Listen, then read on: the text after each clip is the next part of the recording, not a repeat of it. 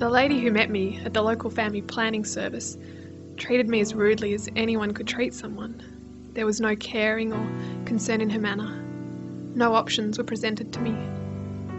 She said I was stupid to get pregnant, and as I was 18 and at university, she presumed I wanted an abortion. I remember asking about the difference between a local and a general anaesthetic, and she said, "Have a local, then you'll know it happened and never make this mistake again." I asked her at the time about other options, and she said, "Do you want to finish uni?" I said, "Of course," and she replied, "Well, you can't have a child."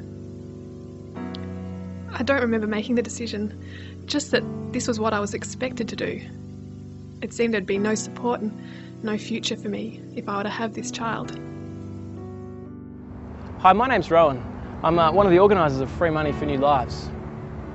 Abortion is an issue that we as Australian Christians have been silent on for far too long now. In Australia, around 80,000 babies are aborted each year. That's the equivalent of around about one primary school per day. Research tells us that children aren't the only ones that suffer in an abortion, that women go through an immense pain, sometimes lasting well beyond the time the child would have left home, just grieving the loss of that child. Well, when I was 40, I aborted my baby. At the time, I thought I was making a really easy decision, you know, like a quick fix. But no one told me how that decision was going to affect my life. I was already a mother of two, and here I was choosing to destroy one of my babies. And they told me that just think of it as a period, just think of the abortion as a period. But they didn't tell me about the depression, the guilt, the shame, the pain that would haunt me for years.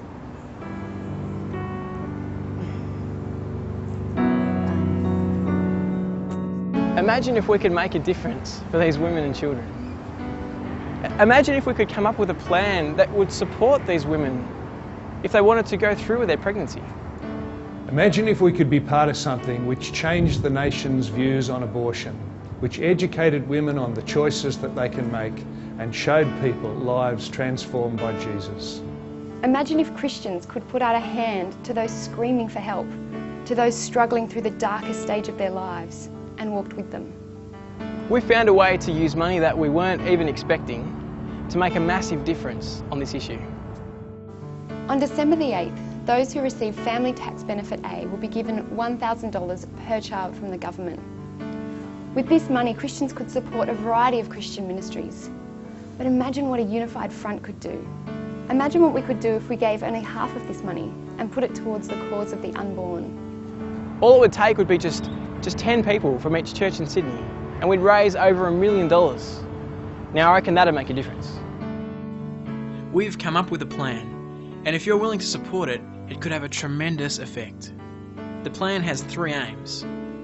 Firstly, to support and grow Anglicare's Caramar Early Interventions program, a safe house and support program that cares for young pregnant women in adverse circumstances who want to go through with their pregnancy. Secondly, to support Women's Forum Australia, an independent women's think tank that conducts research, education and public policy development about a wide range of issues that affect women.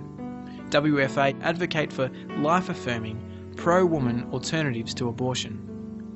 Thirdly, to produce a high-quality TV-style ad campaign that tells the stories of women who've had an abortion and who want to talk about the devastating effect it had on their lives. It will be initially distributed via the internet and will point women to a website with links to quality pro-life counselling services across Australia with reliable information on abortion and its alternatives. I just think if only someone had said something to me, or if I knew that there were other options, you know, if I'd read about the devastating effects of an abortion, following the abortion, no one said anything. Our vision is to see ads on buses, on highways and on primetime TV. It's to see women given other options, provided with safe places to go and have their child, and quality people who will take the time to talk with them about their way forward.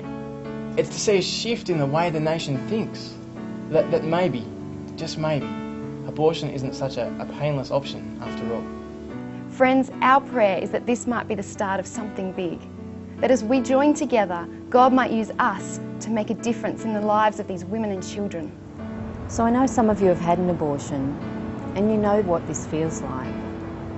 And it may not be really easy to hear this, but can I encourage you to use this free money for new lives, and we can make a difference. Even if you don't receive this money, you can still give to this cause. Anglicare have offered to collect the money on our behalf, which gives you the authority of someone who will be looking after this money. Friends, I want to urge you to consider giving carefully to this cause. Imagine the difference that we could make to women and their unborn children. If you're watching this and you've gone through an abortion yourself, I'm sure it's going to be hard to hear these words. And I want to encourage you to give to this cause, to speak out, to say to those who may go through the same thing, no, this actually hurts, and to care for them.